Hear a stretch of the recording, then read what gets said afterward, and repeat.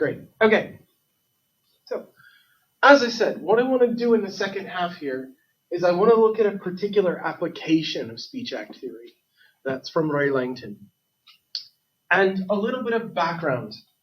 So, Langton is thinking about an anti-pornography civil rights ordinance that happened in the early to mid-80s in the US. So this was really put forward by Catherine McKinnon and Andrea Dworkin. Note, this is Andrea Dworkin, not Ronald Dworkin, who's a very different kind of dude. So McKinnon and Dworkin were interested in feminist-motivated anti-pornography laws. And they often found themselves in, we'll call it, league with people they weren't really good fans of. So the Christian right and McKinnon and Dworkin, who were very much at an other end of the spectrum politically, were both kind of aiming for the same thing, but according to McKinnon and Dworkin, for different reasons. And they wanted to try and enact this ordinance or some ordinances. They did get some through, but not motivated by obscenity or indecency. Because they're not really sure, they weren't really sure that those were good motivations for blocking, or at least some blocking some pornography. Instead, what they wanted to do was, well, put a civil remedy in so that those harmed by pornography could sue pornographers for damages. But again, they want the debate, they want the kind of thing to not be motivated by indecency or obscenity charges, because those are pretty iffy, at least says McKinnon and Dworkin. So they do this. They define pornography as a graphic, sexual, explicit subordination of women through pictures and words. The key here is that. Right? So it isn't just graphic depiction of sexual acts or anything like this. It is a graphic, sexual, explicit subordination. And that is the aspect that they want to focus on. It isn't going to be the obscenity or that it's indecent. It's that it is subordination. In particular, they wanted to say that pornography subordinates women and pornography silences women. And Langton's aims is to understand those two claims. In particular, Langton is interested in cashing out those two claims using speech act theory.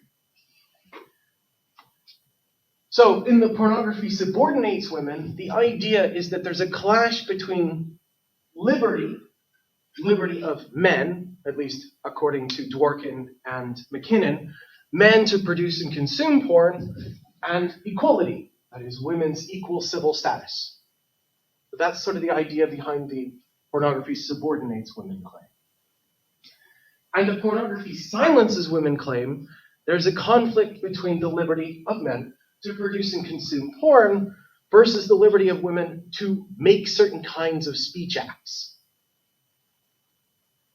To spoil what we're going to say, one of the things that the silencing might be is that it renders women, or many women, incapable of saying no.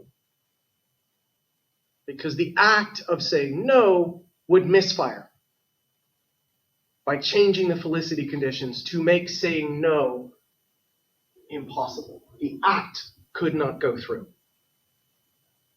That's the kind of line. Importantly, though, we're going to talk about both, right? And I want to stress, I'm, at least for these circumstances, not interested in whether we agree with Langton or anything like that. I just want to talk through how she uses the speech act theory in this case, right? The stuff that we've talked about with Austin is employed to make, in this case, a feminist philosophy point, right? Whether we agree with the point or not, that's a different damn thing. So, again, Langton's aims to try and understand these two claims in terms of speech act theory. So, in particular, pornography is often recognized as depicting and causing locutionary and perlocutionary subordination, Langton also wants to reveal illocutionary dimensions. Again, the idea is that pornography subordinates because it renders certain speech acts unspeakable. Now, it's worth pausing again. Remember, the locutionary is that surface meaning level, the perlocutionary is the effect level, and the illocutionary is the actual act of the utterance, right? So the important thing, what Langton wants to push for, is that while the surface level utterance might have this kind of semantic meaning, whether the perlocutionary effects happen or not, the speech act is rendered impossible. It's rendered infelicitous. It's guaranteed to misfire. So we see the structure of what she wants before we go anywhere else. So the idea is that there might be certain authoritative illocutions. That is, felicity conditions are going to require speakers to occupy positions of power with regards to relevant domains. And this is going to play out in two aspects. It will have verdicative aspects, so that'll be a kind of authoritative delivery. And I don't just mean literally in the like, hey, it's good theatrics, but it's coming from a position of authority, it's coming from a position of power. And it's exertive, in that it confers or deprives powers or rights to other people in the domain. So you might think of, again, this sort of referees association they can perform authoritative illocutions with regards to particular referees. They can take away a particular referee's power or confer new referees with power. And they come from a position of authority in that they are actually, in some sense, an even higher power than individual referees. Basic idea makes sense? You can already hopefully start to see how this is going to be leveraged, right? But again, the important thing. So, our two claims, remember, the first one, pornography subordinates women. The second one is pornography silences women. So Langton says, right, does pornography subordinate women? Well, it seems to. It has two out of the three kind of features that we might find interesting here, right? It seems to be verdicative speech that ranks women as sex objects. If you think that, again, this pornography is being made from a kind of patriarchal setup where men have more social power, men are invested, to go back a slide, with something like a position of authority to perform this authoritative delivery, then it seems to depict women as sex objects. And it also performs an exertative feature. I hate this word. Exertative aspect. In that what it does is it legitimizes forms of sexual violence. And it legitimizes them by depicting them, by the proliferation of these depictions. If you like, what it's starting to do is build sort of pattern. To go way back, it's building one of these. Starting to build a convention. And it's building a convention that legitimizes certain kinds of violence towards certain kinds of individuals within society. Again, Langton trying to articulate what McKinnon and Dworkin are after here. So why think this? Right? Why think it does these things? Well, Langton gives us three kinds of things. One of them is that it's probably the best explanation. It's an inference, the best explanation. There's a lot of effects on pornography, in particular acceptance of rape myths, belief that victims deserve it. These are the kinds of things that she's talking about. Right? Those might be part of porn's illocutionary force. That would be an explanation for why these sorts of things tend to go along with overconsumption of pornography. Again, it's not guaranteed, but it's an explanation for this association.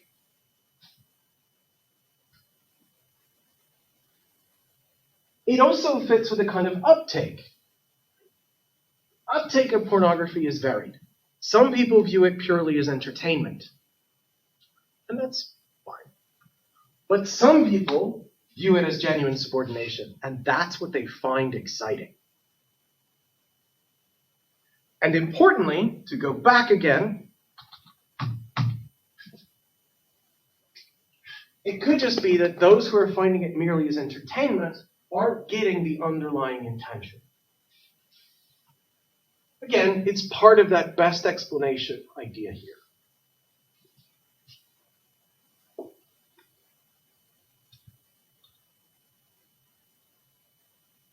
And finally, it does seem like the felicity conditions are being met with the idea that porn subordinates. But that's only if we grant that porn's speakers, that is the people who make it, consume it, have authority in the relevant domain. They need to stand in the relevant kind of authorial position. Yeah? How does this differ from more war movie or something? Nice. So importantly, what we might think is that war movies aren't intended to subordinate certain groups. You could have versions that are going to be like that, right? And it wouldn't be very hard to think of examples.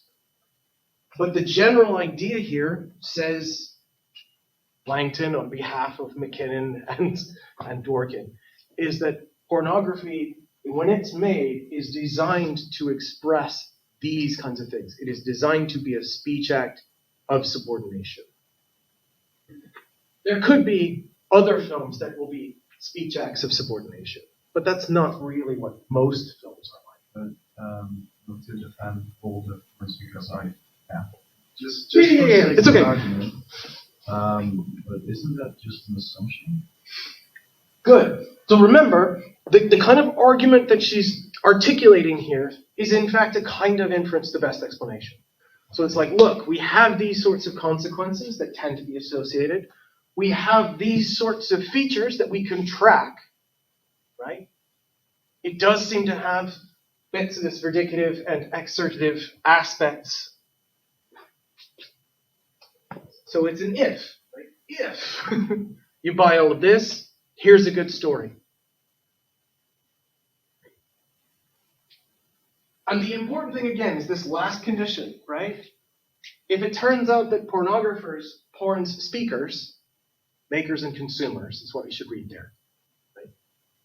If they have authority, in some sense of authority, then all of this goes through. If they don't, well, then they can't be doing these kinds of things because they wouldn't be in position to be able to make the sorts of speech acts that they would want to. Circumstances wouldn't be such that they're in position. They don't have the authority. It would be like me trying to say offsides. This is why Langton says this, right? So, whether the felicity conditions are met is kind of an empirical question. But Langton suggests pornographers have all the authority of a monopoly. Again, empirical question, but pretty feasible. Especially recall that this debate is happening mostly in the 80s, right? Late 80s and early 90s. In the paper specifically, it's from 1993. So. Yes. But again, what she's trying to do is to capture the arguments that were that McKinnon and Dworkin were doing in these late 80s. So it's reconstructing, if you like, the rationale behind these. Okay, again, that's our first kind of idea. Langton's articulation, it looks like a speech act of subordination because it seems to be this predicative and exertive speech. Looks like it's these kinds of acts. That's one way. Now the second claim, remember the second one, is that it silences women. And as a run-up, it's helpful to note how speech acts can be silenced. And there's three ways, if we're speaking loosely. You can silence a speech act by preventing the locutionary aspect. That is, somehow you just literally prevent the utterance aspect. It's not meaningful in some way. That's a bit harder, but you can kind of see the idea. You can silence it by preventing the perlocutionary aspect, right? Preventing the effects. So you frustrate the desired effects in some way, shape, or form. Or you can prevent the act in the illocutionary aspect, literally render the speaker unable to perform the act that they want to perform. And if we think about porn silencing women, it could do it at all three levels. Prevent the meaningful assertions, block certain kinds of desired effects, and render certain acts just simply uncommunicable, unperformable, infelicitous in every circumstance, or pretty much. And she gives some examples in the paper, I think not in the bits that I asked you to read, but she goes through a couple, talks about how you can do this, undermine or silence warnings. You can undermine marriage associations. Interesting, you can take away people's right to vote. And when you take away people's right to vote, you are rendering the illocutionary act of voting unspeakable. She talks about in the Jim Crow South in the US, right? African Americans technically had the right to vote, but practically were prevented from doing so in lots of different ways. Not rendering it impossible, but rendering it real fucking hard. And similarly, if we think about divorce, at least in the US, for a very long time, you could not divorce without reason. If you wanted to divorce, you had to have evidence of, adultery. So you couldn't just divorce without cause, you had to have evidence of something like adultery. And this was used, it was often used as a way for women to be trapped in marriages. Also happened the other way, but more frequently it was with abusive family situations and people couldn't get out. So in that case, it was literally rendering the speech act of divorce unspeakable. Again, you can sort of see how this goes. So in those cases, we have, so take the voting case, right? In the voting case, illocutionary silencing, and hence also, most likely, perlocutionary silencing. But importantly, it is the illocutionary aspect that's the highlight here. The speech act of voting was literally rendered either impossible or damn near impossible. So speech can be silenced, even by other speech. A really nice example here, one that unfortunately Langton doesn't talk about, but I think is very nice, is that a judge can tell the jury to disregard what they just heard. So literally something that was told to the jury is meant to completely ignore it. That is a very explicit version of silencing by a speech. Silence in the court is the example Langton uses. That's less good because that's just sort of getting people to stop talking. That's not so much removing speech in a way. But I hope you can see the idea. So importantly, speech can make other speech unspeakable. What do you mean by that? Well, some speech determines what kind of speech acts can be performed. Felicity conditions can be fixed by conventions. Conventions are going to be set by or determined by speech acts. Again, I can decide, or as a legislative body, they can decide that certain groups of people don't have the right to vote. Or certain groups of people do have the right to vote. Certain groups of people don't have the right to be married. Certain speech acts will literally be prevented in certain kinds of ways, is rendered unspeakable. Or, in better times, can be rendered speakable. Right? When legislation changes, when certain speech acts, in this case legislative speech acts, are enacted, making it such that people of the same sex can be married. Again, it's an example. Right? You don't have to dwell on the particular one. So speech acts can enable or disable. They can enable certain actions or they can prevent them, render them unspeakable. That's the background. So now let's go back to the pornography case. Does pornographic speech silence women's speech? Well, Langton wants to articulate a couple ways. So one way, then she talks about an example from, I've forgotten her name. I think it's Julia Marciano. Julia Marciano was a foreign actress in the 70s and early 80s who very famously came out against it because she was tormented, effectively. She was horrifically abused. And one of the things that she talked about was where she was made, I can't think of a nice way to say this, so I'm sorry. She was basically raped on film. And this was the film that was being produced. And the aspect that the makers wanted to capture was her trying to say no and failing.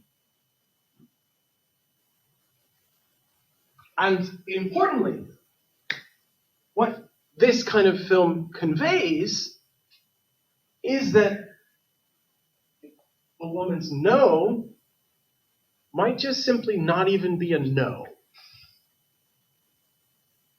Not just that the desired effect doesn't happen, but that the denial is not even possible. Because that speech act is being taken away. It is rendered infelicitous. So that would be a kind of instance where effectively a certain kind of speech act, refusal, is being prevented from occurring. Again, we don't have to agree with Langton's example. We don't have to think that she's diagnosing every instance of pornography, but it's useful to see the application of speech act theory here, right? If Langton's description is correct, then it looks like what these kinds of films are doing is trying to render certain speech acts unspeakable.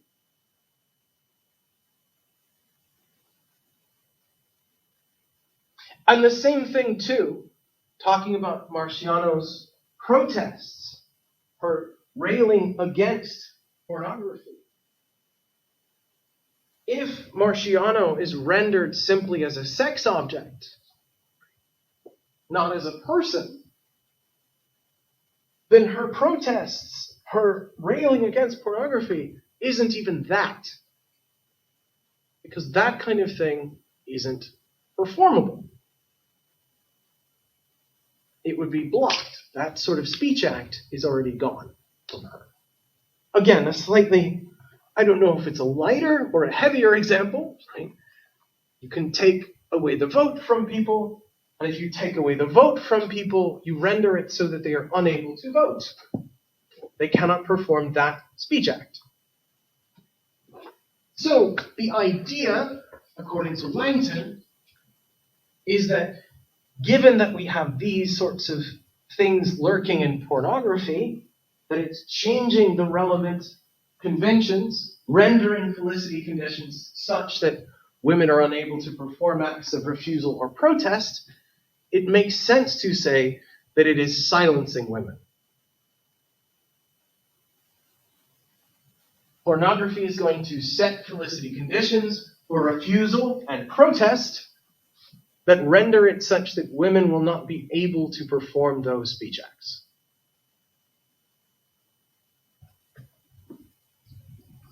In some contexts, of course, right? So it is notable, right? It's not going to be in every context.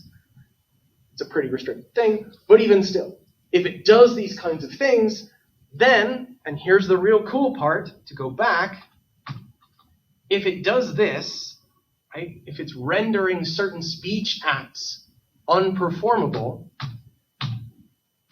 then the argument against pornography isn't an issue about liberty versus equality. It's an argument of liberty versus liberty. Is the freedom to produce and consume pornography versus the freedom to perform certain kinds of speech acts that we think everyone, say, should be able to do. It moves the nature of the argument away from anything like indecency or obscenity or even harm, strictly speaking, to violations of civil liberties. Again, whether we think the argument is good or bad, note that how it works is key to kind of getting a grip on the speech act stuff. It's using this idea of felicity conditions rendering or preventing certain kinds of speech acts and leveraging that. So pornography makes it such that felicity conditions aren't there. Women's attempts to refuse or protest, according to this argument, are always infelicitous. Says Langton.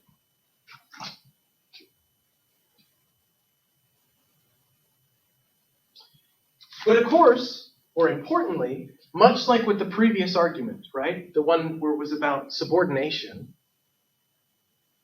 this requires that pornography or porn speakers, the makers, consumers, have the kind of authority to dictate felicity conditions. If they don't have that authority, well, then this can't happen.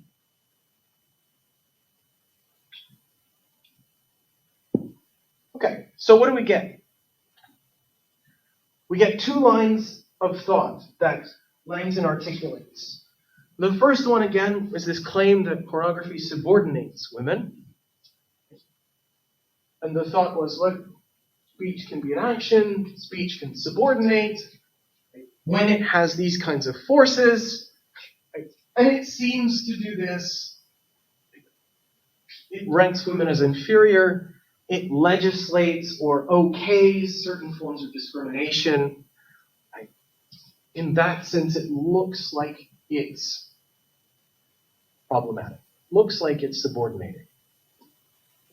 On the second line of thought, we have pornography silencing women.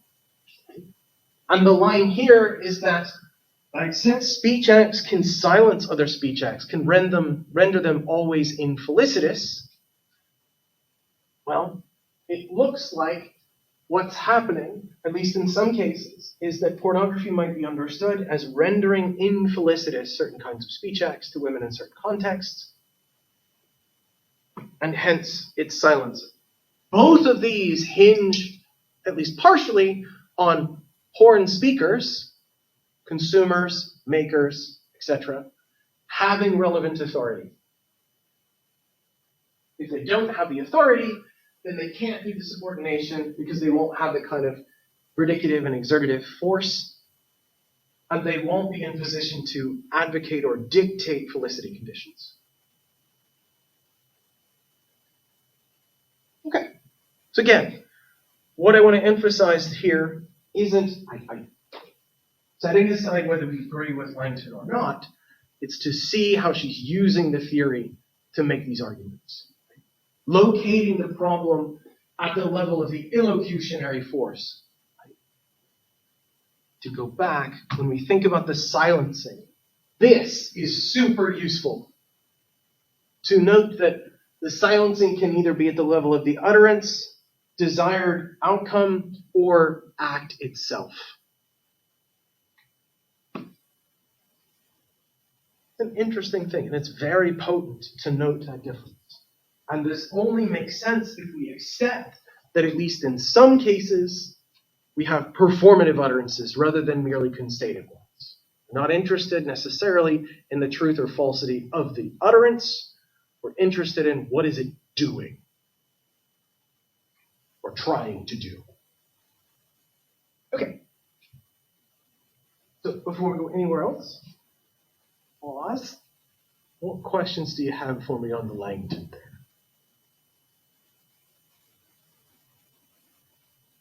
And I should stress, right, what I'm interested in this context at least, is can we see how this is an application of the speech act theory? I'm happy to discuss whether we think Langton's argument works or not. That's another thing altogether. But I just want to make it clear, right, what I'm interested in this context is seeing how that speech act theory plays out in this debate. It makes sense. So you see how that structure applies. Beautiful. Okay. So maybe to kind of bring things together then.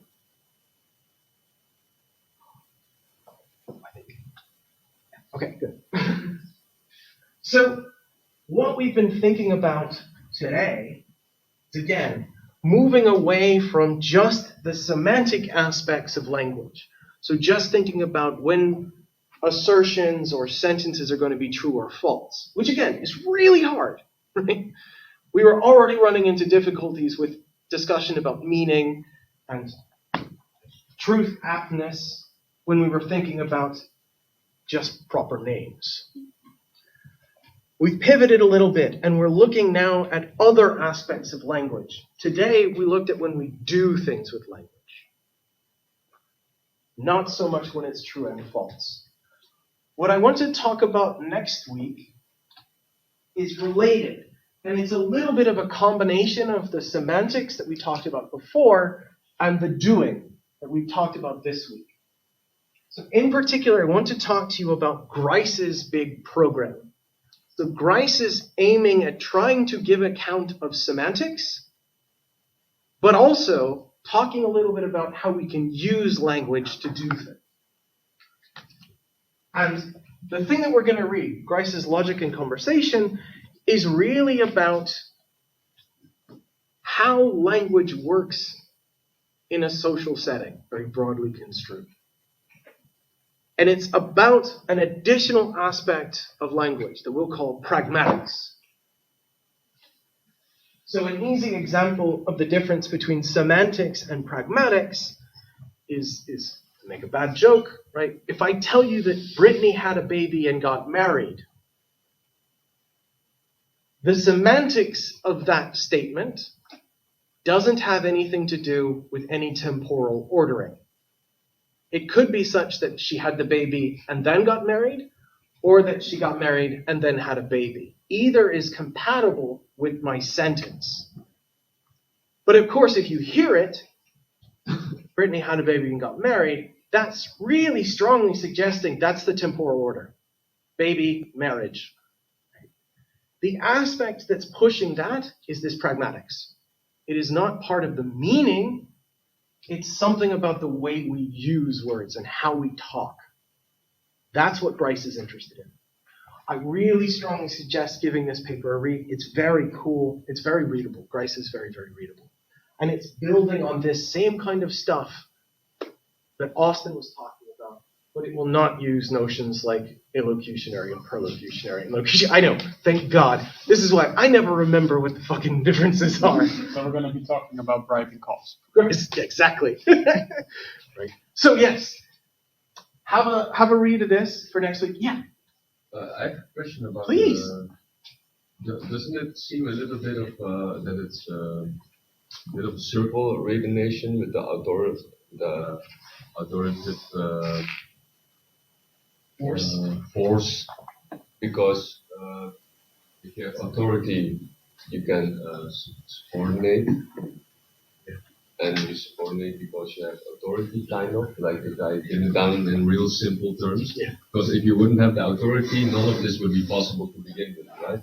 Yeah. But think about it this way, right? In a genuine democracy, in a flat-out democracy, no individual is going to have authoritative power. But we might still allow for there's a sense in which each individual has equal authoritative power to kind of set. Yeah. So you can have this authoritative ability, be able to exercise this kind of force, but it doesn't entail that there's a hierarchy. Yeah. If there's a hierarchy, though, cool. You're probably going to have this group with the force and this group down here, probably not. Yeah. So that's a difference, right? It's not necessarily a loop. I see. Yeah. It's good. It's a good question. Okay, again, so what we want to do, next week, we're going to talk about grace. Grace is fun, right? Grace is nice. But importantly for these things, I hope that the P10 theory is clear. Have a read of the grace. Take care of yourselves, and we'll see you all next Friday.